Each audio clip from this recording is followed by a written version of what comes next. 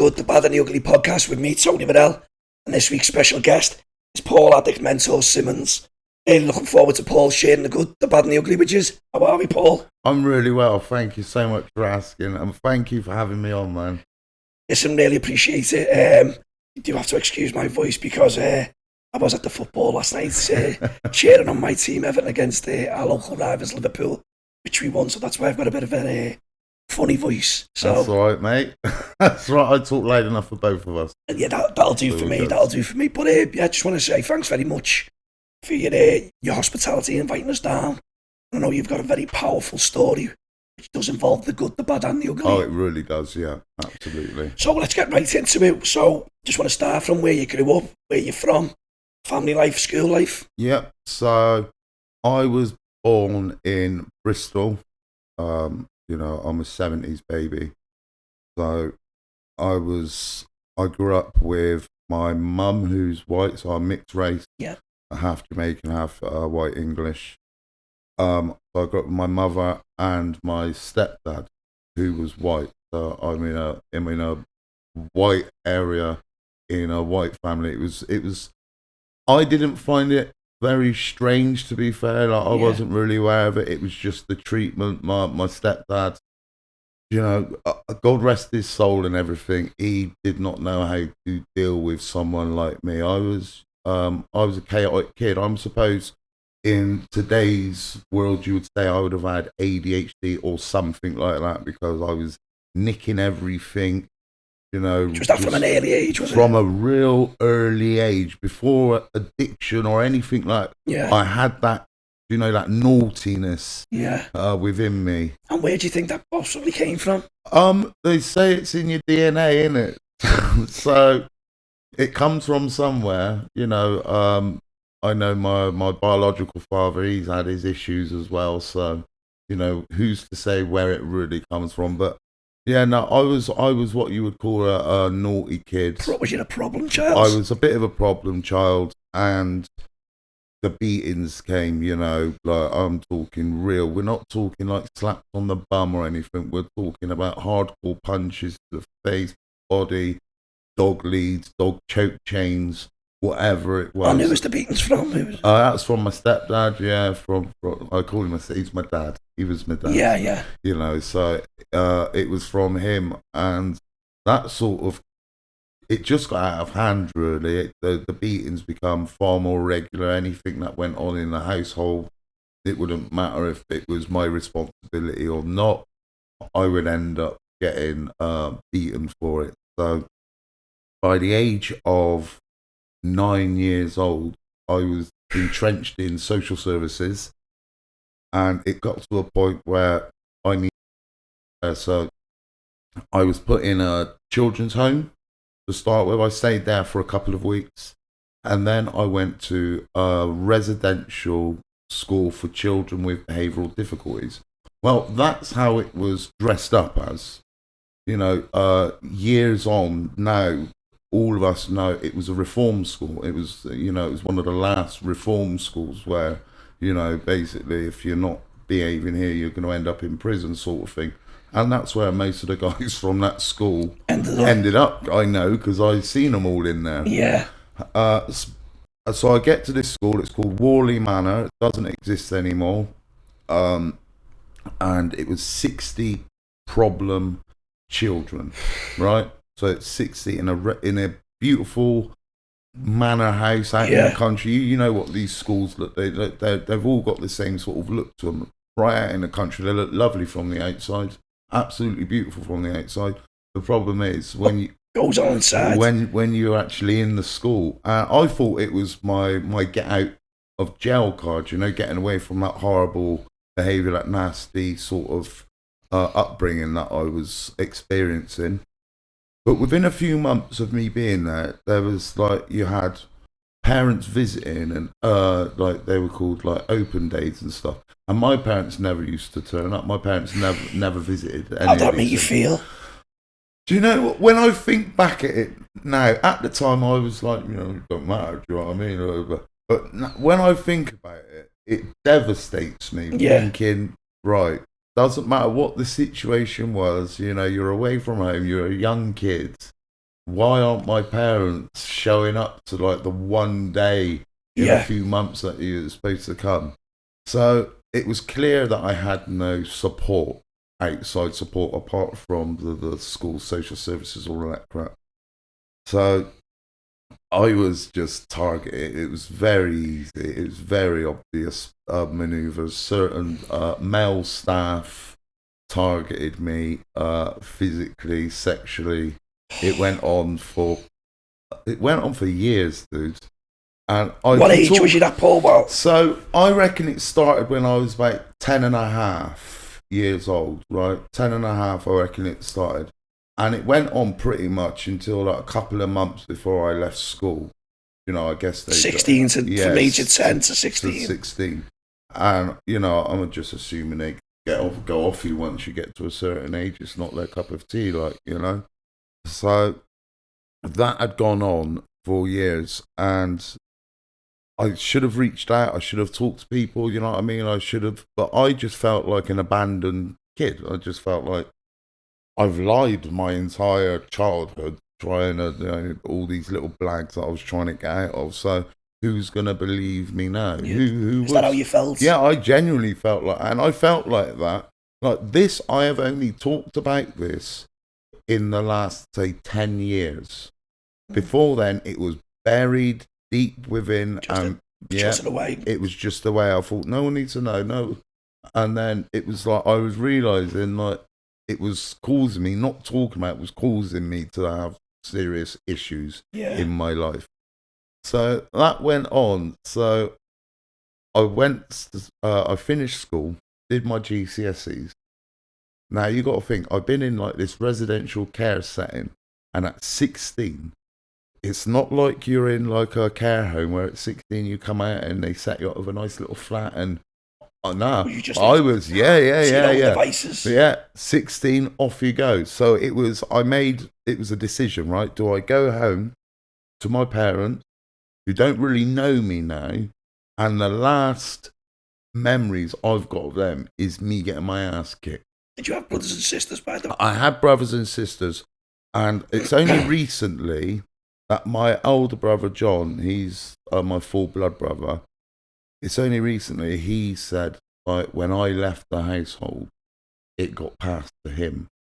So what was happening to me at home, the beatings got passed to him, and he held some quite negative stuff towards me, but he didn't really realise what I was going through as well. Yeah. You know, and we get on like a house on fire now. It's really nice, but you know, it was that situation. And so at 16, I left school, got on a bus, went to Bristol, because it's my hometown, and put myself on the streets at 16. You're homeless? Yeah, homeless. I had nowhere to go. It was just, you know, sleeping in flat stairwells and just with the clothes on your back. Did you have nothing? I had absolutely nothing when I landed there. Absolutely nothing.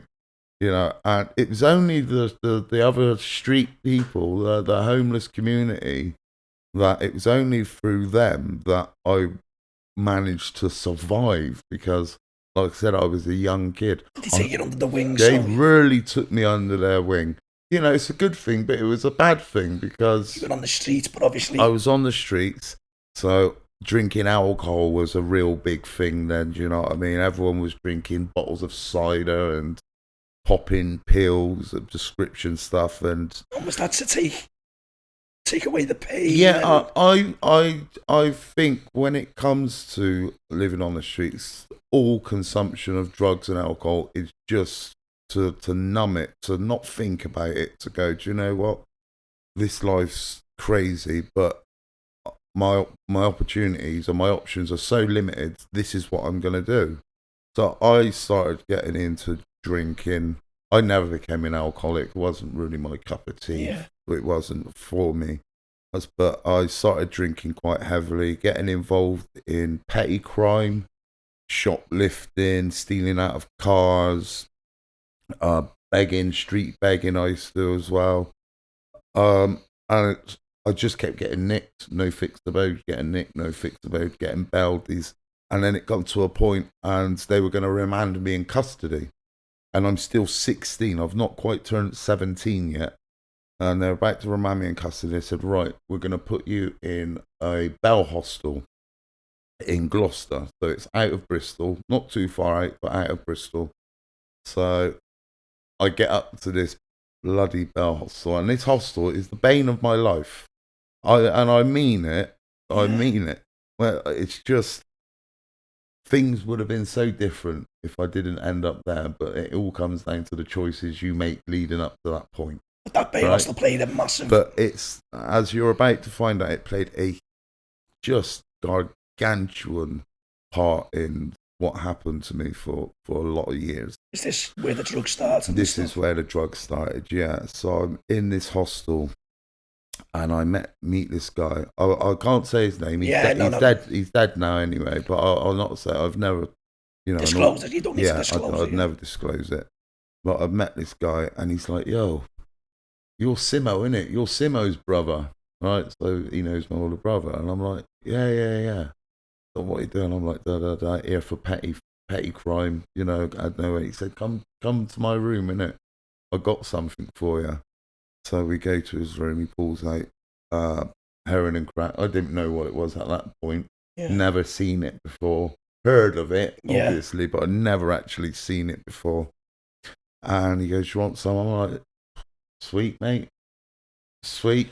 Such a quick thing to say, but I think when I made that decision, it was like my brain was just going, "Fuck it.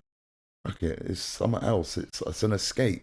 You've been treated like shit your entire life. You've been nothing but down in the dumps. Maybe this will give you a little head lift." Well, you weren't to know exactly how much it took control of your life. No, I was to have no idea. And the first time we took it, I didn't smoke it. He cooked it up and he injected me. The guy injected me because I wouldn't know how to do that myself. And, it's made me feel amazing and made me forget everything for a minute. And then I crashed out on my bed and threw up. But the next morning, I went to see him. I was like, "You wanted more? Bro, you get me some more of that?" And he's like, "Come, we'll go do some moves." Now, we're both in a bell hostel at this point. Yeah. And now we're going, let's go out and commit some crime. To obviously fund. To funds to get some more drugs. And it really got out of control. We were out stealing cars. I was then smoking crack, injecting And you're still heroin. 16 at this time? Yeah, I'm still 16. I've not turned 17. I turned 17 in prison, right? So I'm still 16, and we're out stealing cars. And this is over like a 2-week period, right? Out nicking cars. We committed a street robbery, and this street robbery was a guy was asleep. In his car. No, a guy was just asleep in his car. Maybe we're having a lunchtime break somewhere out in the countryside. We're in a stolen car. We see him. We go in there, beat him up a little bit, take his wallet, take his car keys. Real bad manoeuvres now. Now this is showing you the increase in my behaviour. So from petty crime, gone from there to up there, like within weeks.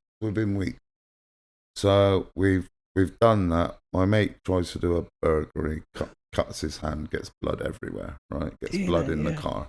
Yeah.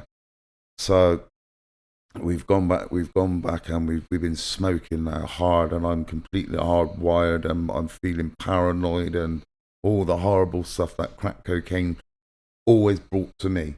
I never had experience with crack, Always. My experience with crack was always deep paranoia, distrust of everyone.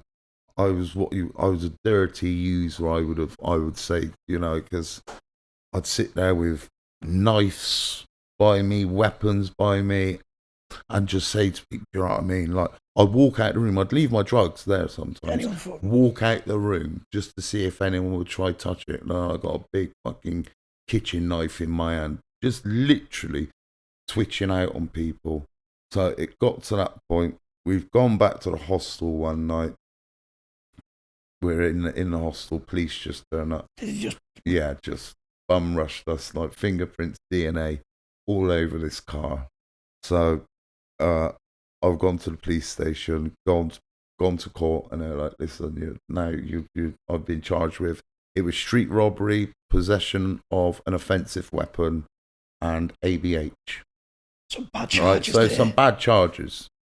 So I ended up going to court, got remanded for the first time, go to HMP Portland in Weymouth, Dorset. Now, this isn't, you wouldn't recognise it as a prison today. It is a million miles away from what the system is today.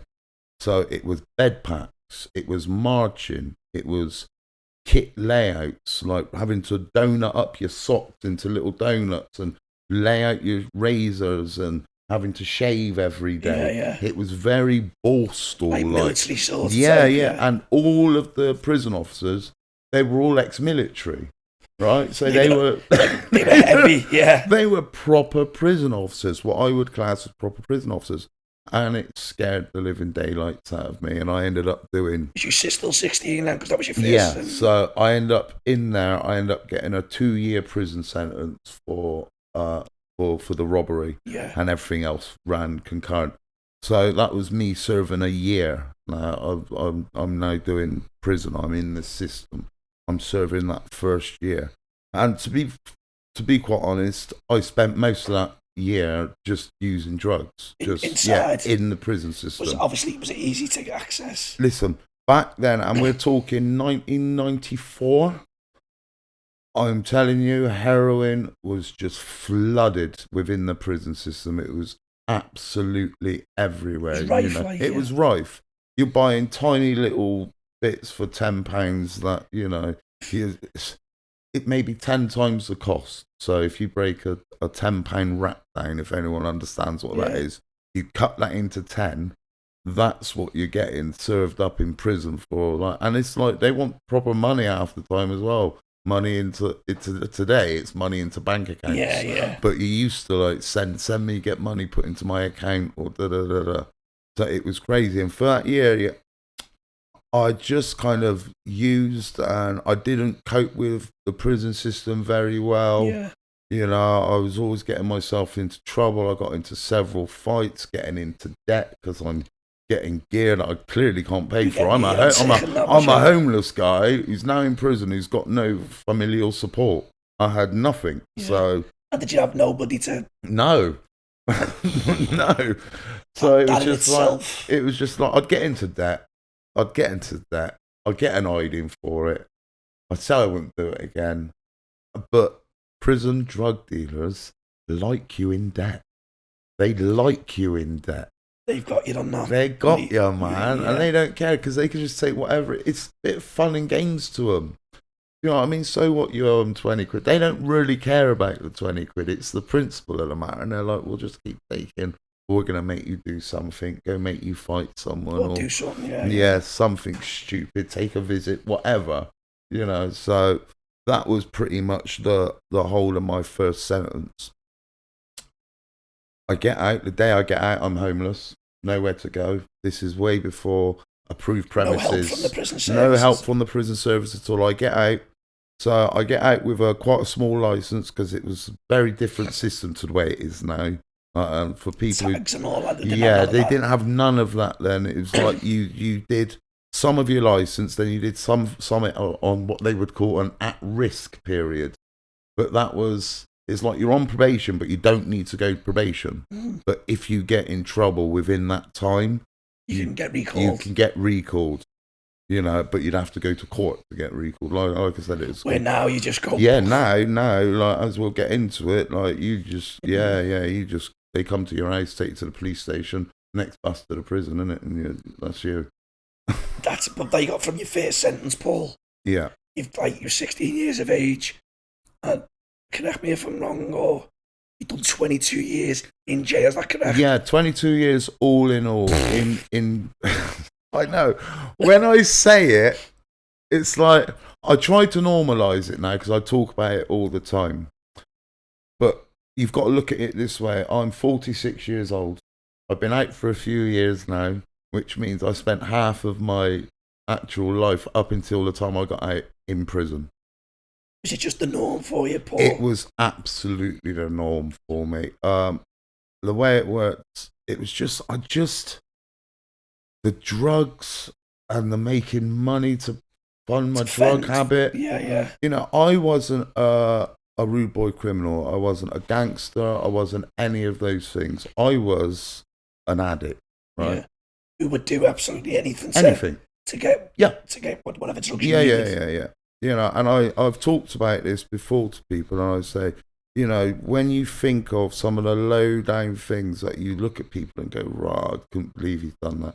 That was unfortunately me. That was the mess I'd got myself into. I got out of that Portland sentence and I was straight back into addiction. I'd literally got out of prison with my discharge grant in my hand, went to St. Paul's, scored, straight in it, around with the homeless people. Yeah, straight back at it. You know, I was out a few months, ended up getting into a real trouble, doing another robbery with a girl and a boy. She was a working girl prostitute. Yeah. So we've got her to get a punter, take him to a secluded place, and rob him. And we robbed him. And we didn't get away from that. There was no police turning up later on. We literally come round the corner, and there was just loads. Like, police were right there, ready for us. Like he'd reported it straight away. So by the time we were walking back, he was all over us. They were all over us, gripped us up. Now I get 3.5 years. So I've gone from a 2-year sentence to a 3.5-year sentence, and it didn't shake me. It didn't. Yeah. It was a really strange thing, and I remember getting that 3.5-year sentence, and I just thought, you know what? Doesn't matter. 21 months straight behind the door. It's all right. I'll just do what I'm doing. It's crazy because people who we've spoken to on the podcast who've done sentences in jail. Yeah. It's okay. Me personally, I couldn't do jail if I'm going to be honest. And people say, oh, you could. Yeah, and I think that's the genuine thing, right? Everyone says, I wouldn't be able to do it. But once you get your head around sitting in a room all day, watching a TV, doing something, going to the gym fucking 3 times a week. Once you can get your head around that, I genuinely think anyone can get through jail. Doesn't mean you're going to get through it unscathed. Yeah, because I've got scars up and down my legs, right, for self-harming. Right, I'm a big unit of a guy, as you know. Yeah, I'm nigh on 20 stone. I was 21 stone at my biggest in jail. You know, ripped, going to the gym all the time. And I suffered mentally so bad in there. Because, and you just used to self-harm. Yeah. Like, I've got tattoos over most of them now, thankfully. Yeah. But as you can see, I had real bad drama with... Was that a cry for help? Yeah, literally just a cry for help, bit of attention. You know, I couldn't handle being in my cell 23 hours a day. A lot of that stuff when you're not working. So, dwelling on loads of things. Mate, the 3.5-year sentence, right? That was bad, right? That was bad. But I served that pretty much doing the same thing. Serving up in jail. I was doing a little bit, taking visits for people and stuff. But when I got out from that one, I got 5.5 years. For another robbery. How long was out after your second sentence? I was still on license, so I was having to serve license. So this is when I say to people, the prison system had me for basically 30 years because between prison, I was on license. I was always, you know, it's only now that I'm free. Yeah. You've changed your life. Yeah. So I got the 5.5. And everything started like going in my head. I was starting hearing voices, like, you know, going on hunger strikes. I just wasn't in a good way. I'd isolate myself off, lock myself off. Nowadays, that's quite a fashionable thing to do in jail. You get into debt and you lock yourself off. They call it self-isolation, right? But I was doing it for mental health reasons. I just wouldn't mix with anyone. I wasn't like associating with anyone. And it wasn't like they were coming and going, right, this is your 3rd time back in now, in a space of a few years. What is it? What do we need to do? What do we need to Help fix is not you? there. No, of course it wasn't. Yeah. Because prison is all about putting you in a cell, keeping you off the streets, and making sure you're not committing crime. It's, the whole rehabilitation idea of the prison system. It's a fairy tale. And I have to say that, and I have to be careful, because as you know, I do work with the prison service, of course you do. right? But it is a fairy tale. In 99.9 of the jails I've been to, it's just do your bang up, get a job in a workshop somewhere, and be quiet in it. But with you being on board with the prison service, you can bring how you were struggling and giving your advice as an ex-prisoner to the prison service. And I think they need people like that who've obviously been behind the door. Yeah. We had prison governor Vanessa Fracom, unbelievable lady, and she was fully behind the prison service, with there should be more done to help prisoners. And this story was about a lady she was shoplifting. He banged her away for 12 months straight away. Yeah. He didn't ask the lady what her circumstances was. Why did she shoplift? Well, she got no money. She's trying to feed the kids. She lost a family or whatever. And I think with you going into prisons, I think that's a massive, massive thing. And giving advice, and hopefully you take that type of advice on board. Yeah. I'm really, like I said, I know we're going a bit off topic, but I really do like working with the prisons and stuff. It's good being able to go in the front door. Not the side door. Come straight back out. Pop out for my lunch. They offered me lunch once when I went. The first time I went to HMP. Oh, I can't think what it's gone. It's gone out of my head. But the first time I went to the prison, they were like, "Oh, stay for lunch if you want. We've managed to whip you up some fish and chips." I was like, "Nah, mate. I am not eating prison food. Not for You've done enough of that. Yeah. I said I've done enough of prison food. So, yeah.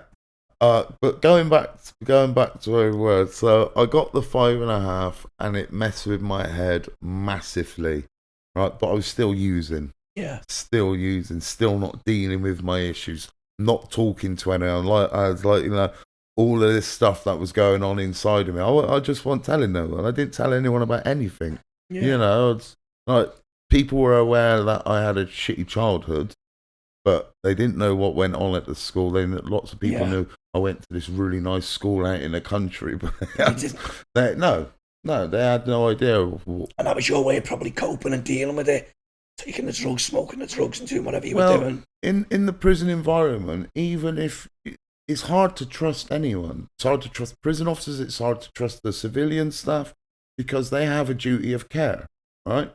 So the whole time you're thinking, well, I'm not going to tell him anything.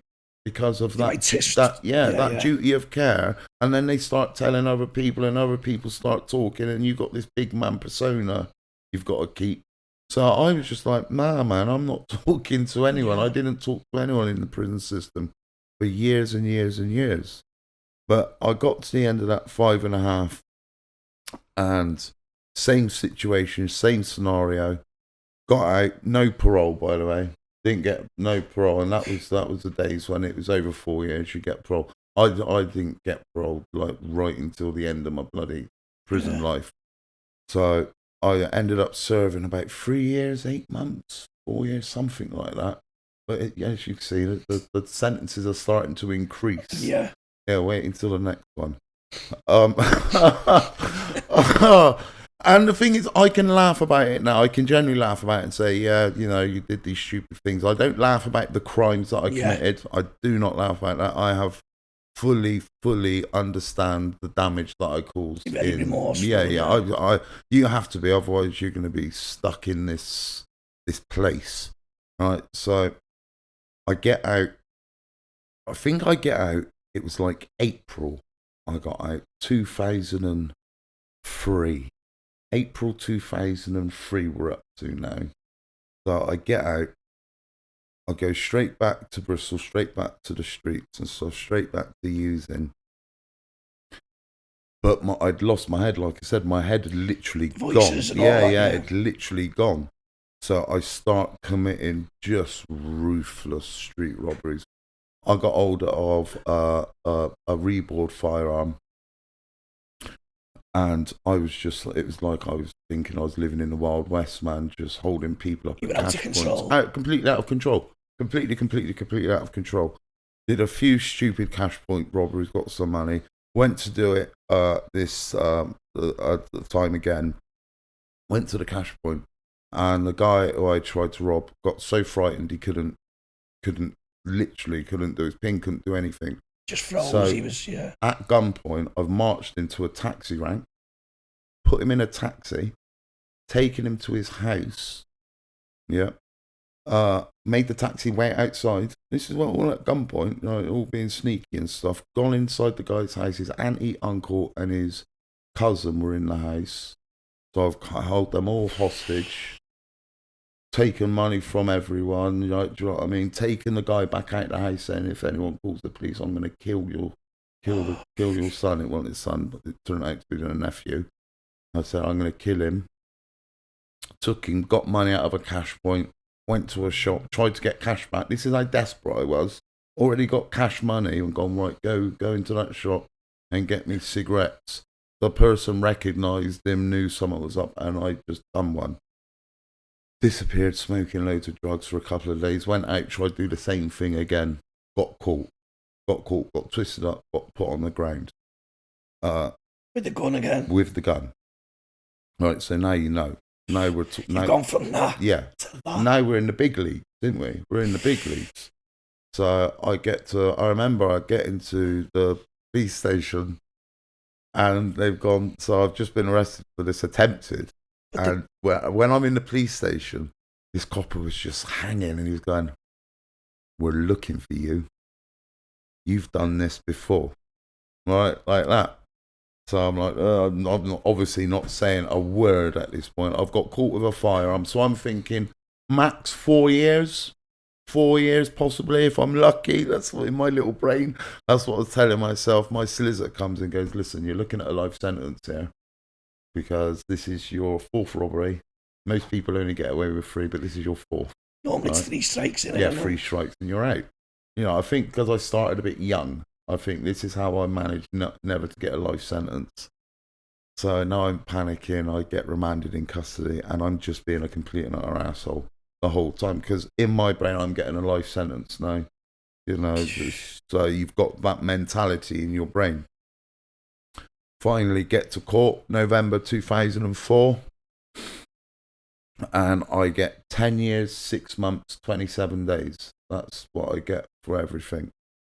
But in court, as you know, judges go like they give you for each charge, and I had 10 charges, and he was going 10 years count 1, 10 years count 2, 10 years count 3. Yeah, but they don't say concurrent right until the end. Like 100 years. Yeah. So I ended up with like a sentence. It was something like 84 years, right? So that was the entirety of the sentence.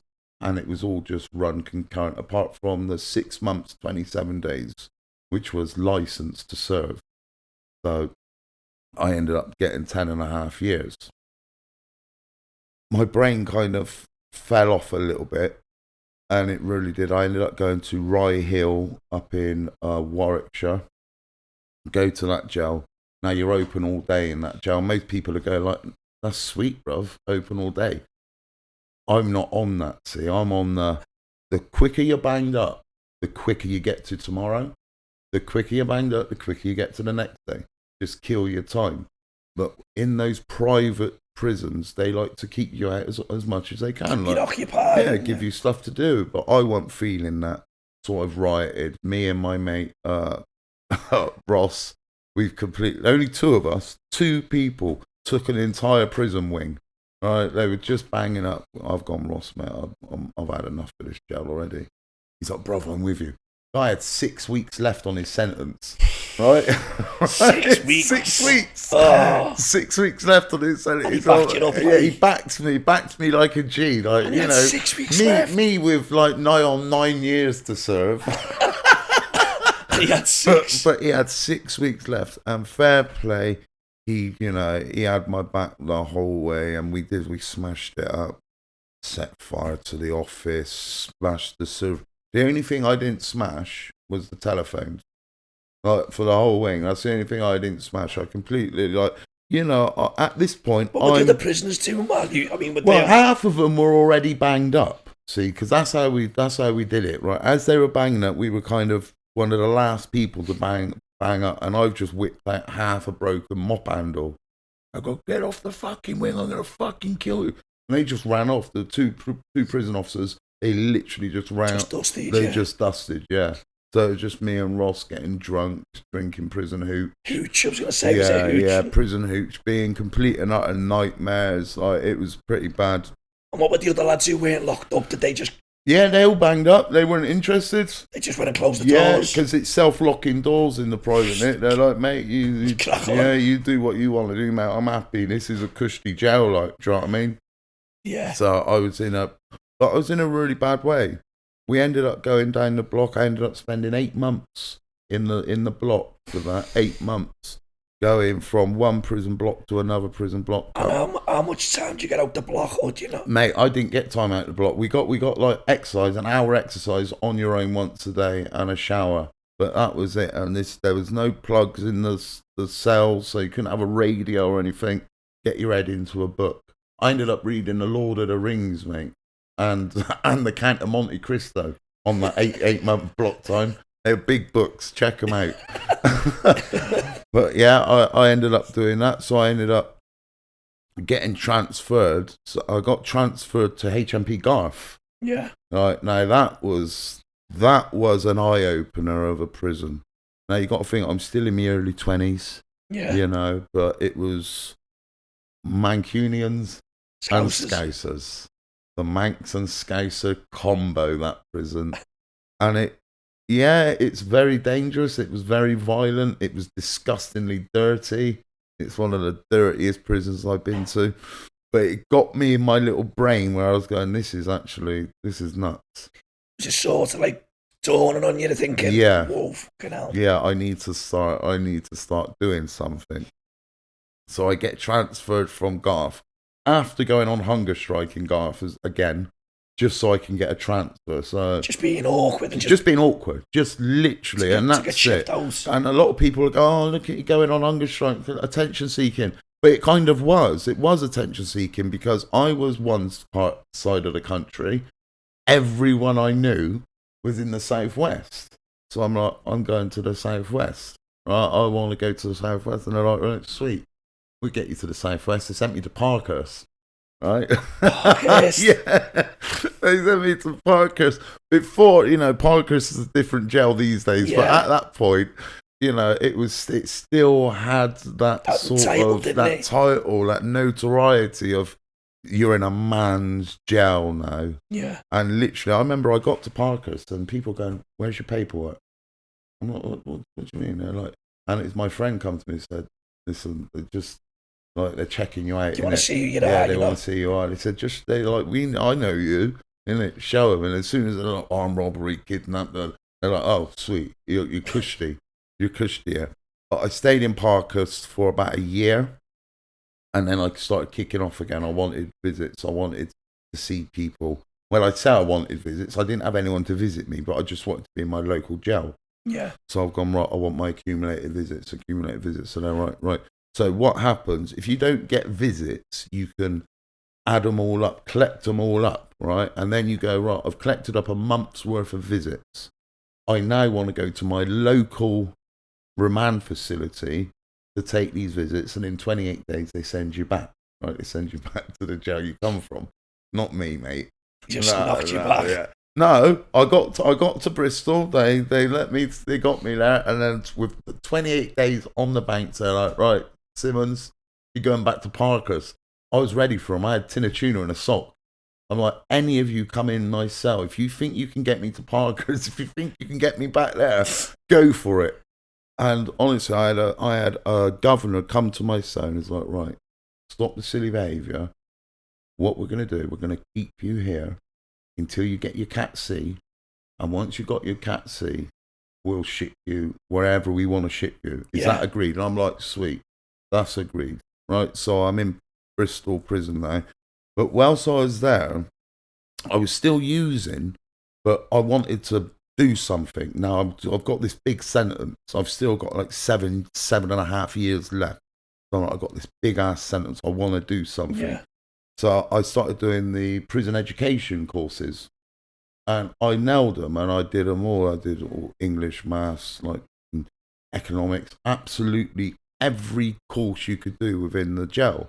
And then I had the education department come see me, and they're like, we think you would be suitable for an access to higher education course.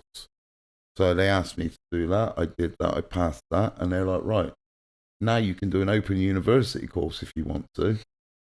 And I was like, wow, that sounds like something right University. up my street. Yeah, sounds something right up my street. So I jumped on the health and social care degree through the open uni. And that kept me going pretty much throughout my sentence. But you were still using? I was still using, yeah, mate. I was not only using, I was like, man, they give me a laptop. They give me a laptop to use.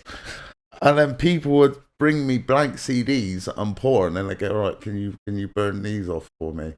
And I was distributing porn around the prison. Honestly, it was absolutely like. Did you have a place in that? Like, was you making? Yeah, I was doing all right out of it. Like, do you know what I mean? I had a hookup for the blank DVDs, and I used to just laptop. They give me a laptop to study. And like any prisoner, they always think of a blag, someone blags something. Don't they? Yeah, always. But I managed to sit through that degree, and even though I was being a pain in the ass, and I ended up with, on that sentence alone, 24 adjudications, right? Most of them were for positive drug tests. So how it works in prison, in a lot of prisons, if you get caught using Class A's, they put you on regular drug tests. Now I'm a regular user. So regular drug tests ain't doing nothing to me, is it? Every time I'm doing it, I'm testing positive, and they go, right, you're on it for further. And I just started getting nicked. I got my Cat C, and they shipped me to Dartmoor prison. And to be honest with you, it's not the best Cat C you're going to get to, right? It was a moody little move. But that was the first prison that actually grabbed me and went, you're an addict. This is what we're going to try and do with you. We're going to try and actually fix you here. We're going to put you on some courses. We're going to put you on some programs and see if we can deal with this bloody issue. And after how many prisons was that? Got to be 10. More than 10 prisons. Where it should be getting dealt with at the very first. Yeah. The first time you come through the door and you're emaciated like that, and you've got cheekbones looking like wings, and it's obviously you're an addict, and all they're offering you is methadone or something like that. Yeah. But they're not dealing with the actual issue itself. So I get on the 12-step program in Dartmoor. Now, even though I'm not one for 12 steps, the belief system's a bit much for me. What it did, it helped me identify my own issues, and it helped me kind of go, right, I do want to get clean. What have I got to... But, I don't want to take all of this stuff on board, but I'm just going to use some of it. I'll use some of it. So I did that, and I was doing really well. I stopped using. I got 43 negative drug tests on the bounce. Life is bloody good. Finished the 12-step program, became a peer mentor, which means now I'm a prisoner helping other people get through the 12-step program. They're like, you got your Cat D, Paul. You've got your Cat D. You're going to open prison. I'm like, sweet. Just what I've always wanted. Never been offered it before. It's only taken a 9.5-year sentence, 10.5-year sentence, to get there. So I get there. Within 2 days, I'm using. Oh, fuck it. 2 days. You just relapsed. Yeah, relapse. And I got there, right, with all the other guys that had done the 12-step program in Dartmoor and were there, and they'd all relapsed. And how was it, Paul? Was it just like someone just went to put a bit of gear in, yeah. or was it good? The smell. It was a 50-50 thing. I kind of seen the manoeuvres, so I'm like, "What's going on, then, lads? What's going on?" They're like, "Oh, yeah, this." Did your eyes just light up? Yeah, they just lit up like bloody like Christmas trees, man. what you'd done and what you'd achieved and stuff. it all went out the window within 48 hours. Within 48 hours. Now, that's what I would call my first relapse, right? So up until then, I'd not tried to get clean. I'd not tried to do anything. But up until then, that was definitely my first relapse. And I absconded from Ley Hill because I got into serious debt. Like, the problem with open prisons, I'll tell you the positive first. The positive side of an open prison is it readjusts you to normal life after being confined in a Cat A, Cat B, Cat C establishment in a prison. That's the good thing. The bad thing about it is very much like being on the roads. There are drug dealers everywhere because people go in and out of the jail every day because it's an open jail, and they go to work and they come back from work. Even though you get searched. Even though you get searched, you're not searching inside a body. Right, well, they do these days, you've got your scanners, but I reckon Cat D's today still ain't got full body scanners because it's too much like hard work. So I was like buying, and I was got a proper street heroin habit. Like, I was using that much in there, and it just got to a point. Where I knew I was the next 24 hours were a bit peak for me, and I was looking to get an eye in. So I was just like disappeared off over the field, Ley Hill, gone, done one. Now I bet you're thinking, he's gone on the run. I didn't even go on the run. I didn't try to go on the run. I just wanted out of that jail. I handed myself in Bristol Stapleton Police Station. Really? I went, I've absconded from Ley Hill Prison. Can you take me to Moorfield, please? And they were like, what? They were like, what? I was like, I absconded, mate. I said, I don't want to go back there. Just take me to Moorfield, mate. You know what I mean? Which I knew they would do because that's the local jail. That's where they're going to take you. Was it just not in your head to like? It wasn't in my head to abscond like that. One, I had a heroin habit. And I just thought, if I do anything now, you just get more. I'm going to end up with so much time on my sentence. So I went back to Bristol, started sort of getting back on a script and all of that stuff. Because in Cat D's, you weren't allowed to be on a script either. That was the bad thing. I actually come off script, so I could sort it all out. And I ended up going back on script. So I'm back on script now in Bristol. I get transferred back to Dartmoor. And I thought I was going to finish there. I genuinely thought I was going to finish in Dartmoor prison. I was going to finish my time there, but that just wasn't the case. Ship your house. Yeah, I ended up becoming it's like a mentor in jails. I was the race relations rep. So I was a race relations rep, and I was a governor's rep. So that meant I had a meeting once a month with the number one governor, taking all the prisoners' issues. If they wanted, a voice in it too. a voice to be heard to the top. So I went in there, sorted things out for canteen and all this, getting bits put back on the canteen, creatine for the gym heads. I remember that was a big win for me, getting creatine put on Dartmoor canteen after it had been banned. And I was doing this for about 6 months, and the governor come up to me. He was like, "Oh, Simo, you put back in for your Cat D yet?" My eyes lit up like bloody. I was like, "What?" Because you're doing so well. Yeah, because I was doing so well. He was like, "I recommend you put back in for your Cat D. If the number one governor says put in for your Cat D, you're getting Cat D again." Right? It's as simple. That's how it works. So that must have made you feel like... Oh, no, I felt great. I felt absolutely great. And don't forget, I'm clean. Yeah. I'm clean. I'm doing well. So I put in for my Cat D. I end up going to Prescoid in Wales. Now, I don't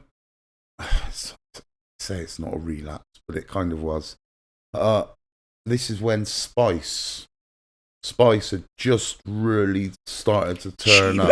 Cheaper drugs, innit? Cheaper drugs, right? So £50, I buy a big packet of Spice of 50 quid in that gel.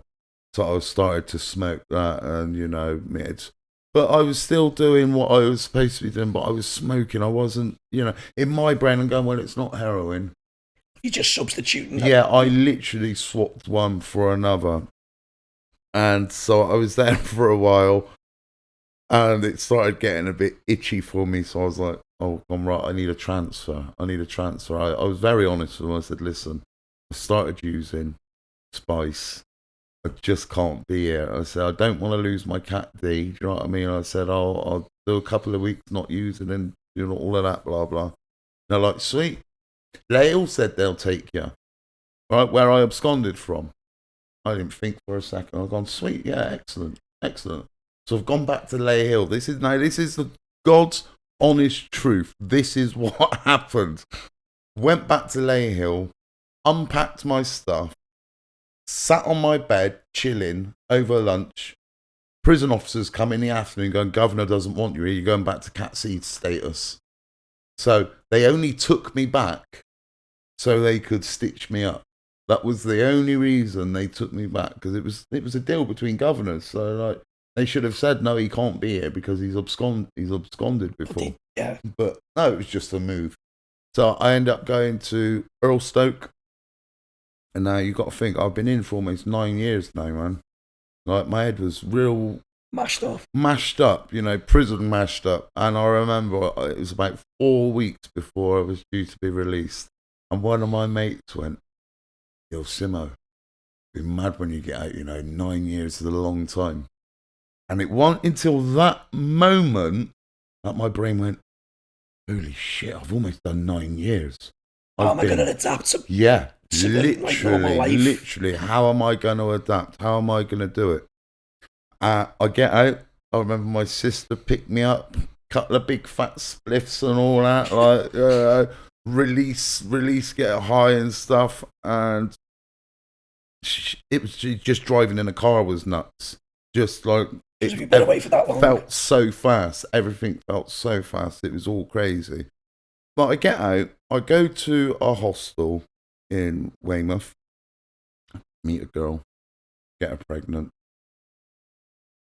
Just, you got to think I was in jail for a long time, man. Man's firing all the right stuff. Sorry, please don't keep that in. No, it's okay. So that sort of happened, and I moved from... Obviously, I got moved out of the hostel to a place in Trowbridge, Wiltshire, where I meet another girl and get her pregnant, right? So at the time, I don't know any of these girls are pregnant, right? So I've just met 2 girls, had sex with them and got them pregnant. Then I actually get into a relationship with someone. No, not with one of them, with someone else. So we're on girl number 3 now. I get into a relationship with this woman. And all of a sudden, I'm getting messages, I'm pregnant. Getting another message, I'm pregnant. And, I've been doing well. I've been out for over a year by this point. Over a year. I wasn't using. No, I wasn't using up until that point. Up until double pregnancies. And your head fell off. And my head completely fell off. It completely fell off. I'll be the first to admit it. I did not know how to deal with that situation at all. I didn't know where to go, who to speak to. Like I was in a relationship with a woman. She had she had a trigger finger. Yeah. Do you know what I mean? So I'm like, I just don't know what to do here. So I ended up getting back into my addiction, and it was really fast. I'm in Trowbridge Town Centre. I see a guy in one of them cash gen sort of shops trying to sell 2 brand new phones. And they were like, no, we can't take them. They're contract phones, mate. I've gone, mate, I can get rid of them for you. I know someone. I've literally just phoned my dealer up and said, listen, I've got 2 phones. Come, bring me some items. Right, so it's a robbery that's about to take place now. Not even thinking that this could be me. This could be me. If I do this now, that could be it. I may never get out of prison again. The IPP system was in effect. The EPP system was in effect. And the mandatory life for excessive robberies. And that means where you don't get they don't give you a sentence. No, you're just in. You're just in, and that's it. You're just in until they go, well, we think you're ready to be safe in society. So I take a guy down this lane. I had a lockable Stanley knife, so a flick knife Stanley knife. He's given me the phones. He's kind of realised what's going down now. Yeah, he's kind of realised because I've been sketchy. He's come towards me. I've gone like that with the blade. It's cut him across his stomach. Yeah, he had 3 layers of clothes on, and I still managed to cut him across his stomach. So, you know, I'm very lucky. He's very lucky, but I'm very lucky. I have to be honest, because that could have been that. You know, he could be dead. He could be made dead. The charge and everything. Then. And so he's ran off and, you know, gone to the police. I've gone smoked the drugs, hiding around my mate's house. Next one, just police have surrounded the house. So yeah, I'm in trouble. So I end up going back to prison. Now everyone's looking at me like, you're definitely getting ITP or life this time. Like without a shadow. Yeah. Because, and obviously that's going around in my head because it was just constant. It was like, you know, I was this guy who was just spending years in prison. I just wasn't learning my lesson. And it was all for drugs. All for drugs. And I have to say this, I'd say this a million times. I did not commit crime to have a good lifestyle, to go on nice holidays. It was literally to fund a drug addiction that was completely out of control. So I go to court and they've put IPP on the table. So that was on the table. That was basically my probation officer had done a hatchet job on me. And they're like, you know, we don't think Mr. Simmons has learnt his lesson. You know, he's recently just finished a 10.5-year prison sentence and he's like committing the same offences. So if you feel IPP is suitable, we advise you to go for that. So threw me under the bus. My saving grace is during that 10.5, like I've just said to you, I did all that education, right? So when they read out in a court that you've now got a degree through being in prison. And all the other things. Yeah, and all the other things. They see a little bit of change. They see a little bit of hope. You've made that effort, sir. Yeah. So he was like, I remember, and he was like, Mr. Simmons, stand up. And my legs, this was like, it was worse than the last sentence where I thought I was going to get life, because this time I really thought, all right, I'm getting IPP. Yeah, and they're going to throw the book at me. And they give me 9 years, 6 months EPP. So that's extended license for public protection. So I had to serve a 5-year sentence and then get out and then serve 6.5 years on license. For someone who's been in and out on every license ever, it wasn't looking good for me. But I did my sentence. I got out. I go back to Weymouth, same hostel, meet my missus, who I'm actually with now, and I've been with her for 9 years, and it's, you know, good stuff. But I meet her, and she brings me back to Swindon, like after me doing my hostel bit. And when I got out on my EPP, by the way, my license was unreal. I had to sign at the hostel every 2 hours. Every 2 hours. So it was like, if you wanted to do anything, you couldn't. Everything was on the back burner, yeah. So for the first few weeks, I didn't do nothing.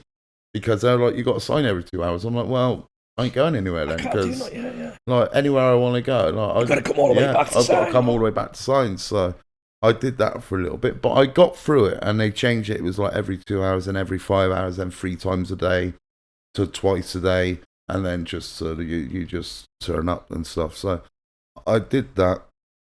And my missus brought me back here to Swindon.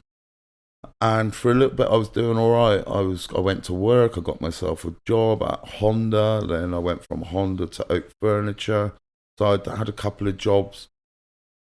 But I was mega lonely. I didn't know anyone around here. I didn't know a bloody soul. So my partner, being the queen and diamond that she is, she was like, my brother used to use. He's clean. He's sorted his life out. Why don't you two hook up together? I was like, all right, sweet. We'll do that. Unfortunately, he was using. Right? She didn't know. Yeah. I wasn't to know, but he was using. And I'm still in that mindset, innit? You know the score, yeah. Yeah, I know the score. So as soon as I realised he's using, I've gone, mate, Here's 20 quid. Go get me a couple of things. And that was that, right? From that small moment. No, and trust me, I used him a couple of times. He ran off. He knew I was a nightmare.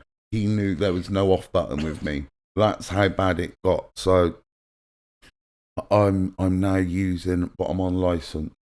So I get recalled because I'm using. I went missing. I went on the missing list. Well, you're meant to be doing I was supposed to be staying in my address. Conditions and all that. Yeah, all the conditions. So you can't stay out. My missus got worried, didn't know what to do. Phone probation, said, I don't know where Paul is. I come back 2 days later.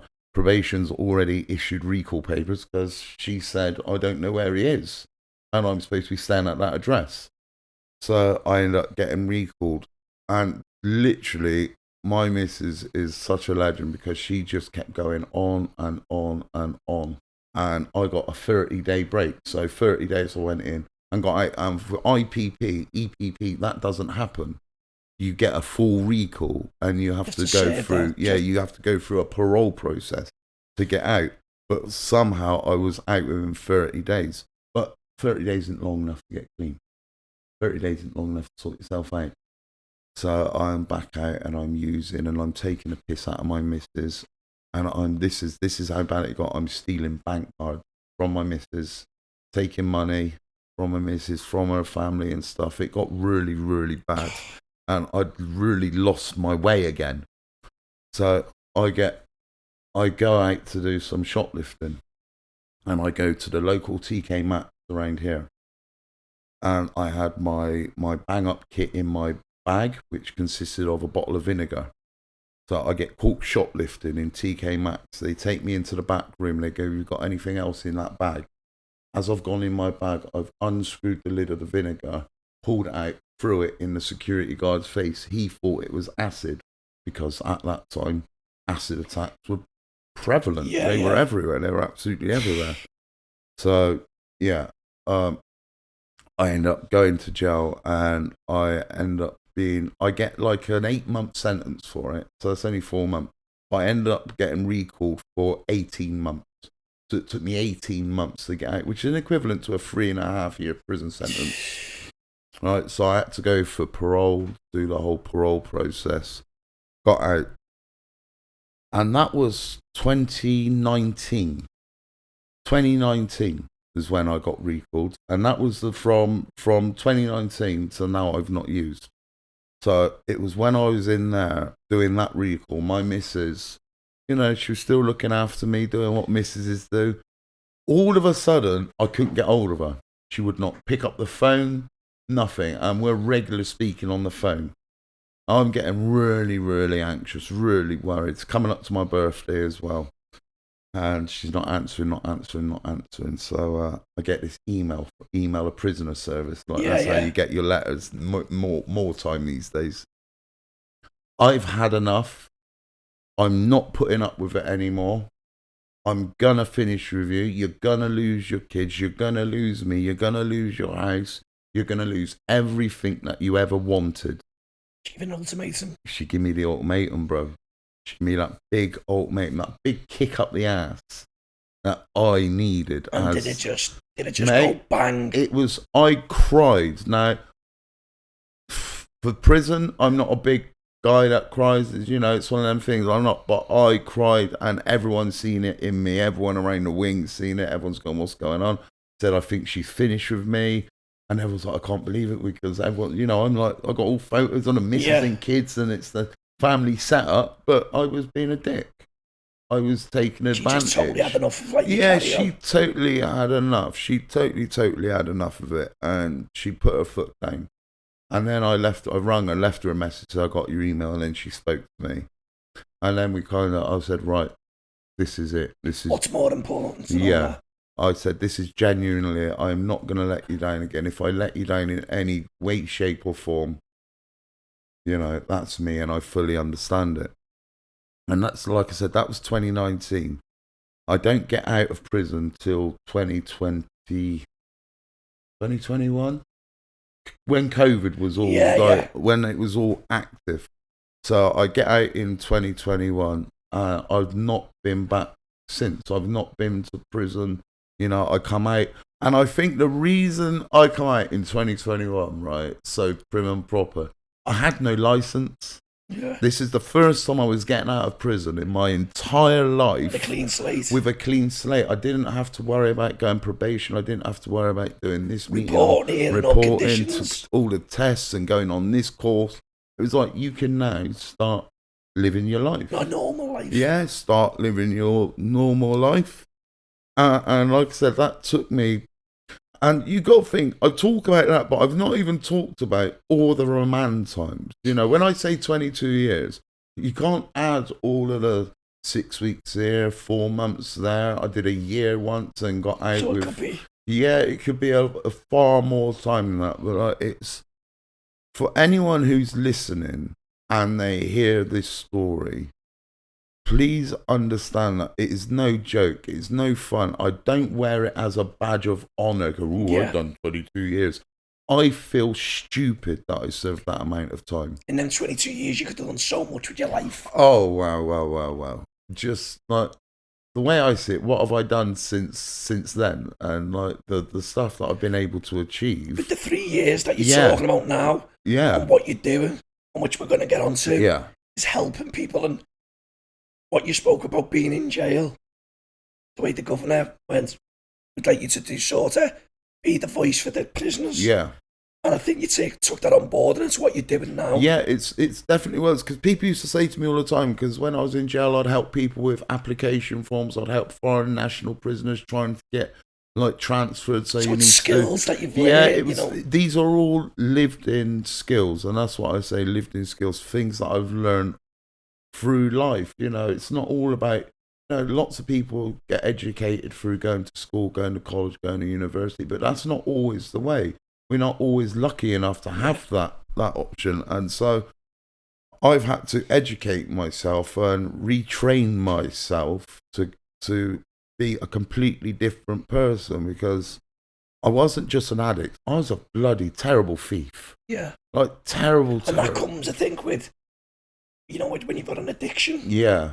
And to pay for that addiction, you've got to. Yeah, you do whatever you want. You do whatever. You will do whatever, and it's upsetting to me when I think about the people that I've stolen from. And there's a lot of friends out there who know you all know I'm talking to you. I did moody manoeuvres for many, many years, but you know what? Forgiveness comes in change behaviour, innit? You know what I mean? Change your behaviour, and that's look what you're doing now, Paul. Yeah. You've got to take that. It takes a lot, especially if you've been 27 years looking like drug addiction. Yeah. You're a living example that you can change. Obviously, you've spent 22 years, maybe a bit more, behind the door. But look at you now, helping people on social media, people who are addicted to drugs. Yeah. I actually love doing that. And how that all come about is through probation, actually. And I don't often big probation up. But whilst I was still on licence, I started a little Facebook sort of recovery group. And probation were like, have you heard of TikTok? Because I put videos on it, gets hundreds of views. And I'm like, no, I've not heard of TikTok. No, that's not my kind of thing, thank you. Go away. All like walls up. And then I looked into it. And it was a really cool way of just... people reaching out. Yeah, it's really cool. Now, I'm not the biggest streamer on TikTok by any way, shape or form. But the messages that you just get. Now, I don't live stream. I'm not a TikTok live streamer. I used to do that. And then there's too much. It's money and gifting, and there's lots of stuff that comes with that. But what I like to do is put my videos out and see the comments that come back. And when people say, you inspire me. How does that make you feel?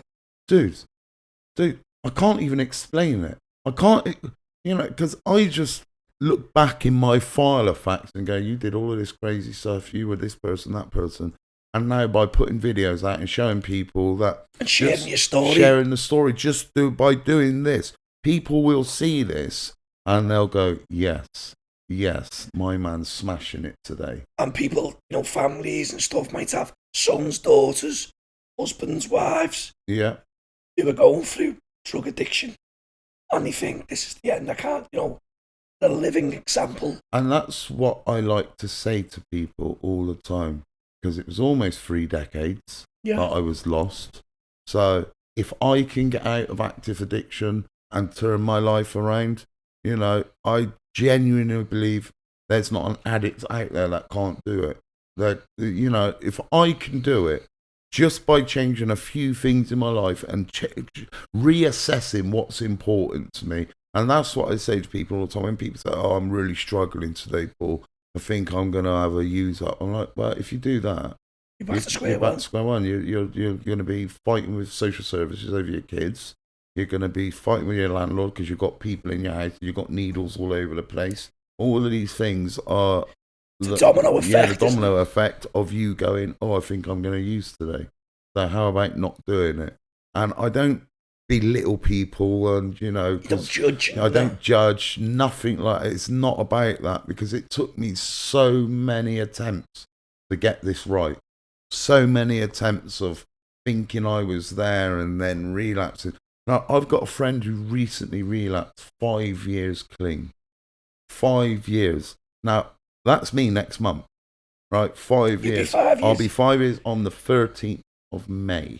Right, so that's me. I'll be 5 years clean, and it does worry me. Thank you, dude. That's brilliant. Considering I had my family with drug addicts, my auntie and uncles and stuff, and I seen what it done to them, and I would have just loved them to have got clean, and it just never happened. You know what I mean? No. And unfortunately, no longer here. But I know I keep saying it. You're an inspiration to people out there who think, there's no way out, you know what I mean? Yeah. And people reaching out to you, whether it be Facebook, TikTok, Instagram, Twitter. Yeah. Across the board, I am, to be fair. That's great. And we'll put your links in the description and stuff, because I'm sure if people do come across this podcast, you are a living example of, like you said, you did say you wasn't a very nice person. No. I was a very, addict who would do anything to get what you wanted. Yeah, absolutely. And I think people need to understand that when it comes to addiction, it's not like an addict chooses to be this really a horrible person. It's not that. They choose to pick up, right? And I have to say this, right? You make that decision, don't you? All addicts make that initial decision to pick up, right? And, if you were in a crystal ball, I'm sure most of us will look back and go, well, I wouldn't have made that decision. But the behavior comes from the desperation. It's that want. And it's like an internal want that you have to you need to have it. Yeah, you need to have it. I'm really lucky. I'm in a situation now. I'm not on any scripts. I'm not on methadone. I reduced myself off methadone a little while ago now, and I feel amazing about it. But some people will look at addiction, even though they've had a crappiest life, and they will still look at it in a positive way. They will still look at their addiction. And that's when people say to me, "Oh, I'm close to picking up. I think I just want to have a little." And I'm like, you are not looking at your addiction properly, because if you were, you will admit all of those horrible nights, days when you can't get any drugs, you can't get any money, everyone's treating you like horrible, people are spitting at you in the street because you're begging for money. Those are the memories I keep in my head, like connected to my addiction. So how can I miss that? Yeah. You can't miss that. You can't want to go back to that. No. Yeah. And that's the whole point, yeah. Also want to touch on, Paul, you work with Robbie Rinder, best known as Judge Rinder. Yeah, man. What was he like? Right, so me and Rob Rinder, we have recorded a TV show that's going out in the autumn on Channel 4. We recorded it last year. And let me tell you, he is the nicest guy you're ever going to come across. So when we did the filming, I kind of, took my chances.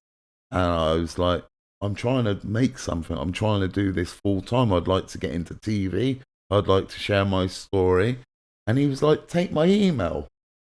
And I'm like, if you don't ask, you don't get. Yeah, if you don't ask, you don't get. So I took his email, I sent him an email, and then he sent me his WhatsApp. And genuinely, we speak every week, right? At least once a week. Just a couple of little messages back and forth. He supports everything. But he supports everything that I do. Like when I put things on Twitter, important things that I class, because I make a lot of content, but there's certain videos that I feel are more important than others, and then I'll just WhatsApp it to Rob, and he gives it and he gets it a retweet, and that's, you can't ask for that. The guy's on GMB. I'm watching him on. I messaged him the other morning, going, "I'm watching you." He just sent me a little love art back. Yeah, and it's just really nice. Yeah. So he does a lot for you. Yeah, like, he's like, I genuinely think, like, once the show comes out, I think he'll be able to help me a little bit more, but until the show comes out, it's kind of Can on. you say too many about I can't say too much about it. Yeah. I know what it's called. It's to do with prisons. It's to do with what I know. Yeah. So I don't go far from what I know. Yeah, that's the one, and so it's going to be on Channel 4. Yeah, it's going to be on Channel 4 in the autumn. Really, really looking forward to it. That's brilliant. So, obviously, your documentary. I want to speak about your documentary. Yes. So I have filmed a documentary with a filmmaker from Bristol called Jim Smith. Absolutely amazing guy. He reached out to me just over a year ago and said, "I'm at university. I'm doing a master's. I have to do a 25-minute doc. I've been following you and I'd like to do it on your journey." So we're like, sweet little thing that I'll be able to put on my YouTube and stuff and use. So we went to, and it's been to his university. It's had massive, such good feedback from so many people. We've got Simon Kerfoot, who's a producer from Channel 4, interested in it. We're having commission meetings with Beeb and Channel 4, and it looks like, fingers crossed, we're going to get it commissioned and on people's TVs, which is absolutely amazing. Some people have seen the short intro into but it's limited to not many people can see it, because obviously we don't want everyone to see it before until it goes out, because we want people to see it there. But it really looks like something that was little things turned into something massive, absolutely massive. Not only the doctor, I have to say this, I always forget to mention this. I'm really lucky. Last year I won Volunteer of the Year for BBC Radio Wiltshire, and it was an award. Yeah, I won an award. Yeah, I won an award for volunteering, which was insane. And it's the volunteering, they class it through my TikTok live streams where I was, because you're helping people. Yeah, constantly helping people. But from that, I've now doing the prison talks. I'm going into schools in Swindon and in Bristol and in Gloucester, sharing my story, helping children, the do's, the don'ts, and all that. It's really about awareness. I like to share my story with them, but it's also about just going, these are the mistakes that I made, the decisions that I made in the wrong time, in the wrong place, that led me to all of this. And some people would go, but if it weren't for your 22 years in prison, mate, you wouldn't be doing these podcasts, would you? And no, I wouldn't. but your story is, it's very interesting. And like I just said before, it will help so many people because, you're living proof. You're helping addicts of today. You're helping children in schools. Yeah. I think it's absolutely fantastic in what you're doing. And I think you got to take. Would you ever think when you were in that cell thinking, documentary, going into schools, workplaces, colleges, universities? It's insane. And so you've got to take you'll pat yourself on the back, Paul, do you know what I mean? No, I really do. And I use the quote that all addicts use, we do recover, and I really do mean that for any parents who've got kids or kids who've got parents, aunties, uncles, grands, whatever, and they're in addiction, no matter what it is, whether it's a substance, whether it's a behavioural addiction such as gambling, food, whatever. If you reach out and get the help, you really, really will have a huge chance of finding Speak out, recovery. Yeah. But you have to speak out. You have to reach out and ask for help, because you know what? Life isn't like that where people just come to you and go, right, we're going to fix you. Yeah. It's all about fixing yourself, man. It's all about that self-belief and motivating yourself to change. Of course it is. Family life now. What's family life? Family life is really good. I'm with my partner, Zasha. We've been together for 9 years now. Got my son, Frank. He's my stepson, but he's my son. We don't call him stepson. He's my son. And I've got my son, Lyndon. We're just about to fly off on another holiday abroad. I did one last year, doing one this year. Never been out of the country until last year. Never flew until last year. You got the bug now for going on. I've got the bug so bad, I've decided when we come back next month, I'm rebooking straight away. It's like everybody does the same. I just think, I think about all those years sat in those cells, all of that money I could have been earning, could have been putting into spending something. time with your family, doing lovely things in the sun. Absolutely living that best life. And there's so many guys I know right now are still in jail because I was serving with them, lifers and long-termers and stuff. And this stuff does not come into their heads. And this is what we have to change. You have to give prisoners and criminals something to aspire to, something different. Because this is my different. This is what I aspire to. I love doing these talks. I love being able to sit down and tell my story, but try to motivate people just to go, I can change. I can do more. I can do better. Yeah. Because no one, and I mean no one said it to me. No one. It took bloody years for people to see a little bit of potential in me. But once they did, everything started falling into place, and here we are. Like, do you know what I mean? Look at it now. So look at it. It's lush. I absolutely love it. That's the one. And last thing, what's in the pipeline? Paul Simmons. So we've got some good stuff coming up, really. It's TV work, right? So that's me, right? And for people who don't believe and don't achieve, right, you're never going to do it. I set a target. Me and my partner set a target to get me on TV, get ourselves on TV, promote my message through the biggest conduit platform there is, the biggest platform there is. So that was my idea.